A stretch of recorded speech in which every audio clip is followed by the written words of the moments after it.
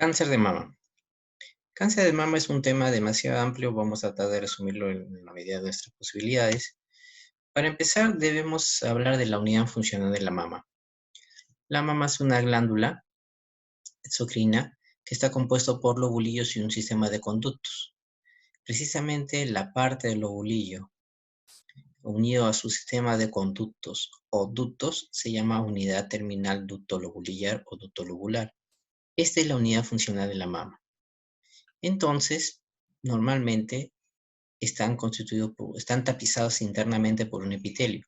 Si el cáncer se produce en la zona lobulillar, se llamará carcinoma lobulillar de mama. Esto representa un 10 a 15% de todos los cánceres de mama. Pero si se presenta aquí, en los ductos, se llamaría un carcinoma ductal de mama. Lo que está por fuera de los lobulillos y por fuera de los conductos es el estroma mamario. Si el cáncer se originara ahí, podría originar un tipo de cáncer que se llama sarcoma de mamario, que no es el tenor de esta videoconferencia. Entonces, nosotros vamos a hablar más que todo del carcinoma ductal de la mama. ¿Por qué, doctor? Porque se representa casi el 80-85% de todos los cánceres de mama que nosotros diagnosticamos y tratamos. Vale decir otra cosa. Si el carcinoma ductal de la mama, que ya dije que era el cáncer de mama común, se origina en este epitelio y no sale del mismo, ese es un carcinoma ductal in situ. Pero basta que atraviese la membrana basal y llegue a esta estructura por fuera del tejido conectivo llamado estroma mamario, ya se denominaría carcinoma ductal infiltrante o invasivo. Lo mismo sucede si se origina en el lobulillo. Si el carcinoma lobulillar de mama está aquí circunscrito y no sale al estroma, se llamará carcinoma lobulillar in situ. Pero si ya llega al estroma, se llamará carcinoma lobulillar infiltrante o invasivo. Como les decía, vamos a hablar más que todo del carcinoma ductal de la mama, ya sea este in situ infiltrativo. Ahora, para hablar de la mama tenemos que hablar de los niveles axilares de Ver, porque es parte del tratamiento de cáncer de mama. Por ejemplo, nosotros acá tenemos a la glándula mamaria que está superpuesta por encima o por delante, como quieran verlo, del pectoral mayor.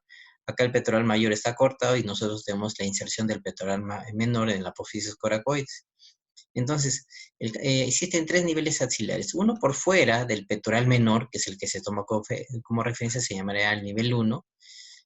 Otro que está por detrás del pectoral menor y también ahí existen ganglios interpectorales que son los ganglios, ¿no? Interpectorales de Rotter, ¿no? Que se encontraría dentro del nivel 2. Y finalmente, por dentro, si quieren, o medialmente al músculo pectoral menor, se denominan los ganglios del nivel 3, que corresponden a los ganglios infraclaviculares. ¿Por qué esta clasificación? Porque esto sirve para propósitos, primero, de entender la diseminación linfática del tumor. El cáncer de mama tiende a ir a los niveles 1, 2 y 3, pero el tratamiento quirúrgico se centra en disecar los niveles 1 y 2 según sea necesario. Ya no se diseca el nivel 3 de Ver, ¿no? Eso es tratado con quimioterapia y radioterapia, porque antes se disecaba todos los niveles ganglionares y producía un linfedema, pero que a veces era muy grosero. Entonces es importante identificar que cuando existe una cirugía de mama y hay que hacer una disección de ganglios de la axila, porque es el sitio de diseminación ganglionar regional más común, si hay necesidad de disecarlo, se diseca tanto el nivel 1 como el nivel 2, respetándose el nivel 3. Esto es una muestra simplemente anatómica, el pectoral menor, nivel 1, nivel 2 y el nivel 3. Finalmente, nosotros vamos a ver esto, que el diagnóstico del cáncer de mama se hace básicamente bajo tres aspectos. El aspecto que corresponde al autoexamen de mama, como vemos en la primera figura, ¿ya? El otro es la autoexploración de mama. Y finalmente es la exploración hecha por el clínico. La suma de los tres deberían darnos un diagnóstico de 100%. Ahora, ¿cuándo hacer el autoexamen de las mamas? Generalmente se recomienda desde la menarquia, o sea, del primer sangrado menstrual, y una frecuencia mensual. El examen clínico de las mamas hecho por el galeno, por el facultativo, debe empezar a partir de los 30 años y se recomienda que sea anual. Y la mamografía a partir de los 40 años, pero en pacientes asintomáticas y de manera anual, tal como revelaremos. Esto va a cambiar de la mamografía como método de screening de estudio de imágenes. Va a cambiar dependiendo de qué guía clínica estemos usando y también en qué región nos encontramos. Vamos a empezar con la mamografía de tamizaje screening. Por ejemplo, lo que le decía, si una mujer es asintomática, doctor, disculpe, ¿qué es una mujer asintomática del plano de la mama significa que es una mujer que no presenta ninguna sintomatología, no tiene bulto, por ejemplo, ella dice, no me palpo el bulto, no tengo dolor, nada. Si no tiene nada el tamizaje o la mamografía, debería empezarse a los 40 años. Otra cosa muy diferente es que la paciente venga y me dice, doctor, tengo un bulto en la mama, y ahí ya no sería una mamografía de tamizaje, es una mamografía diagnóstica. Entonces acá lo que yo le decía, existen diferentes guías. La NCCN, que es, digamos, de la Sociedad Americana, eh, recomienda que el inicio debe ser a partir de los 40 años y debe ser una frecuencia anual. En nuestro país, sobre todo en el MINSA, en el Ministerio de Salud, lo consideramos a partir de los 40 años porque es la edad donde más aparece el cáncer de mama, epidemiológicamente hablando, ¿no? Otras escuelas, por ejemplo, hablan que sea una frecuencia anual de 40 a 44 años, pero en ciertos grupos, sobre todo de riesgo, y otras van a partir de los 50 años, aunque la evidencia es insuficiente en algunos casos. Nosotros particularmente lo hacemos a partir de los 40 años, tal como lo dije. Al hacer esto vamos a detectar, ese es el propósito, detectar si hay una lesión incipiente en la mama. Nosotros no vamos a evitar que la paciente le surja, o sea, digamos, la paciente viene con esa duda y nosotros le decimos, señora, yo no voy a evitar que a usted le dé cáncer o no, pero sí lo puedo detectar a tiempo para evitar que usted se muera por cáncer de mama, lográndose una reducción de hasta el 36% de los casos de mortalidad. Es más, esto es lo que yo quiero enfatizar. Cuando nos llega un paciente con cáncer de mama o con sospecha de cáncer de mama, existen dos tipos de pacientes. Las asintomáticas, es decir, sin lesión palpable, aquella que dice, doctor, yo me he ido mi seguro, yo tengo 40 años, me preguntaron si yo tenía algún problema en la mama, me examinaron la mama, no me encontraron nada y me hicieron mi mamografía, pero encontraron algo sospechoso. Entonces, esa es una paciente asintomática con sospecha alta de cáncer de mama, ¿no? Y la sintomática, por defecto, es aquella que la paciente viene y dice, tengo un bulto en la mama, tengo una masa en la mama, tengo una molestia en la mama. Entonces, el abordaje diagnóstico, porque hay que tomar biopsia sí o sí, el abordaje diagnóstico debe involucrar dos procesos diferentes. No es lo mismo hacer una biopsia de una paciente sintomática y sintomática. ¿Por qué? Porque en la sintomática yo no lo voy a palpar la lesión. Entonces necesito de una ayuda visual muchas veces para lograr eso. En cambio, la sintomática, si es posible palparle y un determinado tamaño, sí lo puedo hacer yo directamente como cirujano. Entonces vamos a empezar hablando de las asintomáticas. ¿Cómo yo hago el abordaje diagnóstico? Existe, por ejemplo, este manejo diagnóstico de lesión no palpable a través de una biopsia guiada con arpón.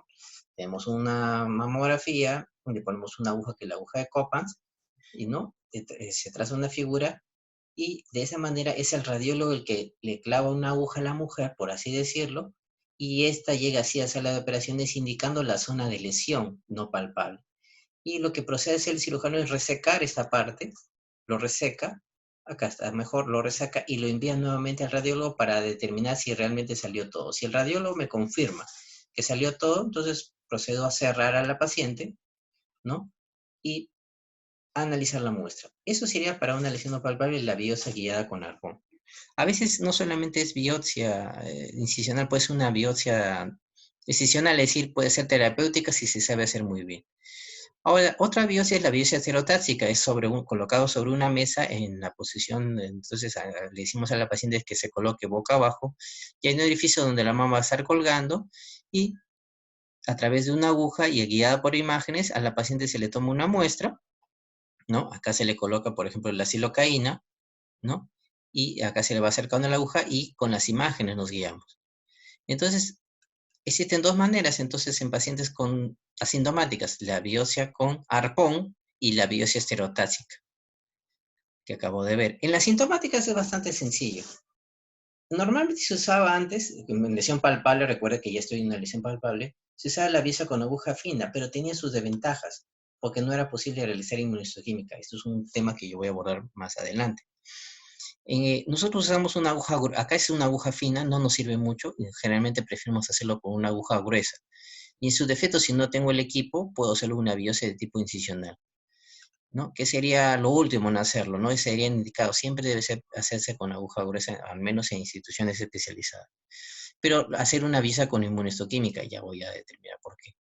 Ya sea que hable de una lesión no palpable, de una lesión palpable, o como quiera llamarse, de una lesión asintomática, de sintomática, ¿no? Esta me va a dar un diagnóstico. Por ejemplo, me puede decir si es un carcinoma ductal, en este ejemplo, infiltrante, o si me dice que es un carcinoma lobulillar. Ya había dicho que el carcinoma ductal representa el 80-85% de todos los cánceres de mamas y el carcinoma lobulillar infiltrante un 10-15%. Si yo hago caso a esto, entonces debería ir al estadio, debería ir al TNM. Recuerden la inmunohistoquímica. Lo estoy dejando para más adelante. Entonces, si me confirma, ya sea por procedimientos de pacientes asintomáticos o por abordaje de pacientes sintomáticas, que es un carcinoma, ya sea lobular o ductal infiltrante, que lo que más vemos, tenemos que estadiar a la paciente. El estadiaje clínico, obviamente, tenemos que determinar el tamaño. Por ejemplo, un T1 es una lesión que mide menor o igual a 2 centímetros, ya sea T1A, T1B o T1C, pero mide menos de 2 centímetros, menor o igual a 2 centímetros. Y no hay compromiso de la piel. ¿Qué significa compromiso de la piel? Que no haya retracción, que no haya infiltración, que no esté eritematosa, que no esté como piel de naranja, tratando de esa forma, que no esté ulcerada. Entonces, si no tiene esas características que acabo de mencionar, yo tengo que estudiarla de acuerdo al tamaño. Y un T1 es una lesión menor o igual a 2 centímetros que se ve en T1A en estas dimensiones, T1B en estas dimensiones y T1C en estas dimensiones. El T2 y el T3 también se guían por el tamaño. Miren, la piel, no hay compromiso de piel, ya con las mismas características. Pero si yo palpo un tumor de 3 centímetros, será, por ejemplo, un T2. Pero si el tumor mide 6 centímetros, será un tumor T3. El T4A, ya estoy avanzando un poquito más, tampoco hay compromiso de piel. Pero el tumor ya llegó a la pared costal, independientemente del tamaño. Basta que llegue a la pared, ya sea de 3 centímetros, 2 centímetros, 5 centímetros, no hay compromiso de piel, pero ya llegó a la parrilla costal. Entonces yo estoy hablando de un T4A. Entonces, es bastante sencillo. Entonces, doctor, de T1, T2, T3, tamaño. T4, no tanto el tamaño, sino ver si hay compromiso de la parrilla costal y en todas las que acabo de escribir, la piel está íntegra. A partir del T4B, ya la cosa cambia porque ya hay un compromiso de piel y acá ya no me interesa el tamaño. Un T4B puede ser una piel de naranja, por ejemplo, o puede ser una lesión ulcerada. Miren, esta es una cáncer de mama ulcerada que tiene nódulos satélites. Se puede presentar el T4B de esta manera o se puede presentar en forma de piel naranja. No necesariamente tienen que estar los dos. O se presenta así al paciente o se presenta así. No tienen que estar los dos. ¿Se acuerdan del T4A? No importaba el tamaño, pero bastaba que comprometía qué cosa, la parrilla costal. ¿Por qué les digo esto? Porque el T4C es la suma de los dos. El T4C puede ser que ha llegado a la parrilla costal, o sea, hasta ahí sería un T4A, y la piel está ulcerada, doctor, pues eso es un T4B. Si tengo ambos T4 T4B, es un T4C. Otro ejemplo, doctor, ha llegado a la parrilla costal, no está ulcerada, pero tiene piel de naranja. Ya, pues piel de naranja es T4B. Tiene un T4A y tiene un T4B, es un T4C.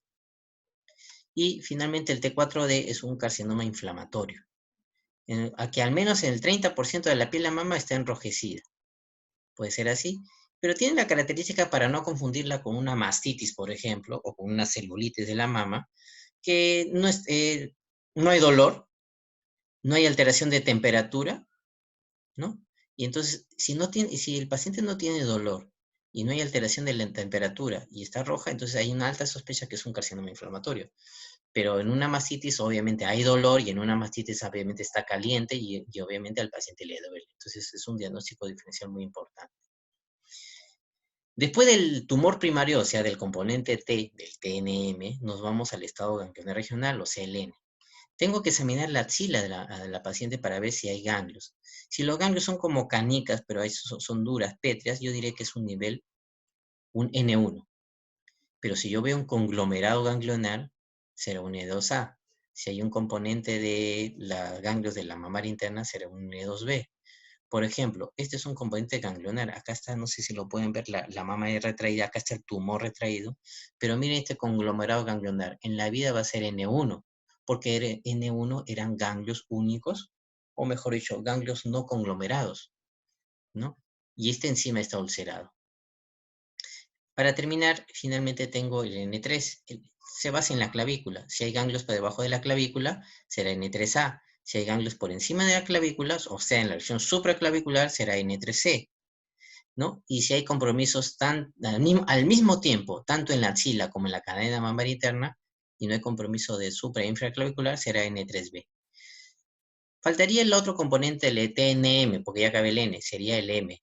M0, no metástasis, M1 con metástasis, y eso lo puedo ver con estudios de imágenes. O sea, ¿qué están aprendiendo? Que aparte de examinar la mama, que aparte de examinar la axila y los ganglios, tengo que mandar a hacer un estudio de imágenes, porque me va a dar precisamente el estadiaje. Por ejemplo, si se han puesto atención, si no hay compromiso de piel y el tumor mide 3 centímetros, sería un T2. Si le palpo la axila y demás ganglios no hay nada, será N0. Y si no hay metástasis a distancia, será en M0. O sea, eso es por imágenes. Acuérdense, si la tomografía me dice que no hay metástasis pulmonar, el hígado está bien y el resto de órganos están bien, tendré un T2 N0 M0. ¿Qué estadio le corresponde? Un estadio 2A. Aparentemente, recuerden que el diagnóstico fue un carcinoma ductal infiltrante. Aparentemente, si yo sigo eso, yo diría que es un carcinoma ductal infiltrante T2N0M0 estadio 2A. Le correspondería el primer tratamiento, la cirugía, si está dentro del cuadrito. Así se debe manejar.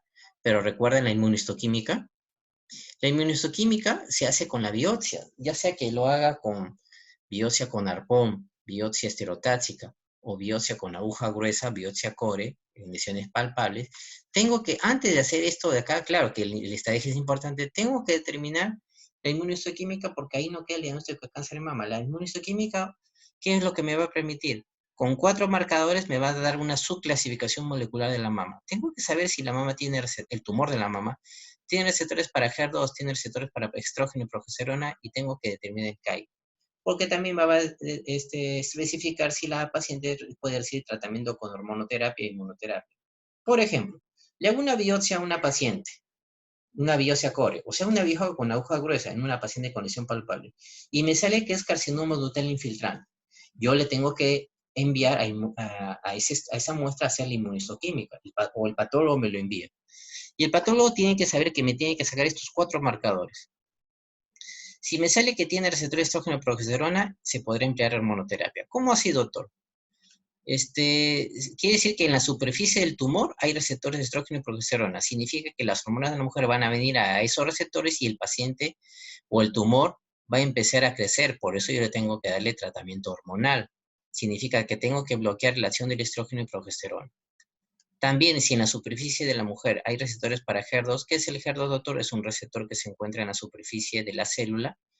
Significa que ese receptor HER2 se va a acoplar no a estrógeno, que circula por la sangre, no a progesterona, que también circula por la sangre, sino se va a acoplar a factores de crecimiento. Y eso también puede ser que el tumor crezca, y entonces tengo que dar la inmunoterapia. Entonces, acá tenemos la clasificación molecular del cáncer de mama. Por ejemplo, si yo tengo una paciente que tiene receptores hormonales, su tumor, su biopsia, estrógeno y progesterona positivo, y tiene HER2 positivo, yo le voy a tratamiento hormonal, yo le voy a tratamiento con inmunoterapia, y la paciente es clasificada como luminal B HER2 positivo. Pero voy al otro extremo. ¿Cuál es el otro extremo, doctor? Supongamos que una paciente, yo le hago la biopsia, sale carcinoma ductal de mama, no tiene receptores de estrógeno y progesterona y tampoco tiene para HER2, ¿le daré tratamiento hormonal? ¿Le daré tratamiento con inmunoterapia? No, no le voy a dar y esta es una paciente triple negativa. Y esto que está de rojo significa que son las diferentes clasificaciones que la paciente pueda tener. ¿A dónde voy con? ¿Y por qué me interesa saber todo esto, doctor? Esta clasificación, si bastaba con el estadio, voy adelantándome en esto.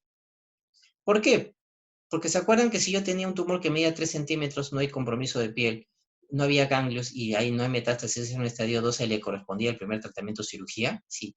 Pero si la paciente me sale que es un luminal A y me sale un luminal BGR2 negativo, sí puede ir a la cirugía. Pero si me sale un triple negativo, no, ya la cirugía no se hace, debe ir primero a quimioterapia y a veces a radioterapia. Entonces, es importante la inmunohistoquímica. No solamente es el estadio, esto se complementa. Esa es la importancia. Podemos hacer un caso clínico en el cual podemos decir lo mismo, ¿no? Y me llega una paciente con un tumor de mama, que es un tumor palpable, no hay compromiso de piel, El tumor mide 3 centímetros, perdón, sí, acá 3 centímetros, no hay compromiso de ganglios, ya sea por la clínica o por imágenes, y también por imágenes no veo metástasis, le corresponde un estadio 2A. Pero la inmunohistoquímica me sale que es un triple negativo. Disculpe, doctor. El triple negativo, así sea en un estadio 0, debe ir primero a cirugía. No, el triple negativo debería ir, recuerden el triple negativo es este, debería ir primero a quimio, así el tumor mida 1 centímetro. Pero si el paciente tiene un luminal A y un luminal B HER2 negativo, sí le corresponde, esta es correspondencia, cirugía. Entonces, el manejo diagnóstico no se le puede dejar pues a un cirujano general que no sabe estas cosas. Debe dejarse un especialista en oncología para determinar cuándo operar a un paciente con cáncer de mama y cuándo no. He ahí el manejo. Por eso algunos pacientes dicen, a mí me hicieron primero cirugía y luego y a otra le hicieron quimioterapia. ¿Por qué? ¿Porque está más avanzada? No, todo depende de la subclasificación molecular que tenga. Ese es el manejo actual del cáncer de mama. Y de acuerdo a eso, nosotros podemos manejarlo, hacer un manejo quirúrgico del primario, cirugía radical significa una mastectomía o una cirugía conservadora. Manejo del primario significa manejo del tumor de la mama, ¿no? Que puede ser una mastectomía radical o cirugía conservadora. Y manejo de la axila, si la axila no está palpable, es decir, yo no palpo ganglios en la axila y las imágenes tampoco, yo le puedo hacer una biopsia de ganglio centinela. Coloreamos con este colorante, usamos un isótopo, los ganglios de la axila, sacamos los ganglios de la axila primero, lo mandamos a estudiar, y si me sale que es positivo, lo mandamos a hacer disección de la axila. ¿De qué niveles? ¿De qué niveles de ver? De nivel 1 y nivel 2. Pero si me sale negativo, ya yo no tengo que hacer el vaciamiento de nivel 1 y nivel 2, por eso es importante el ganglio centinela. Otra cosa muy diferente sería que la paciente de frente me venga con ganglios ya aumentados de tamaño y eso solamente se confirma con una biopsia simple. Pero yo estoy hablando que el ganglio centinela básicamente se utiliza para ganglios no palpables o axila negativa, ya sea por la clínica o ya sea por imágenes. Entonces no sirve. ¿Y cuándo mandamos a radioterapia? Cuando existen más de 4 ganglios positivos, cuando el tumor mide más de 5 centímetros o los bordes quirúrgicos de la lesión están negativos pero la lesión, la distancia libre con el tumor es menos de 1 milímetro. Significa que está negativo, pero está muy cerca a la positividad. Entonces, a eso le hacemos una irradiación con radioterapia, ya sea total o parcial de la mama. Bueno, eso es lo que para hablar de cáncer. Eso es lo correspondiente en cáncer de mama.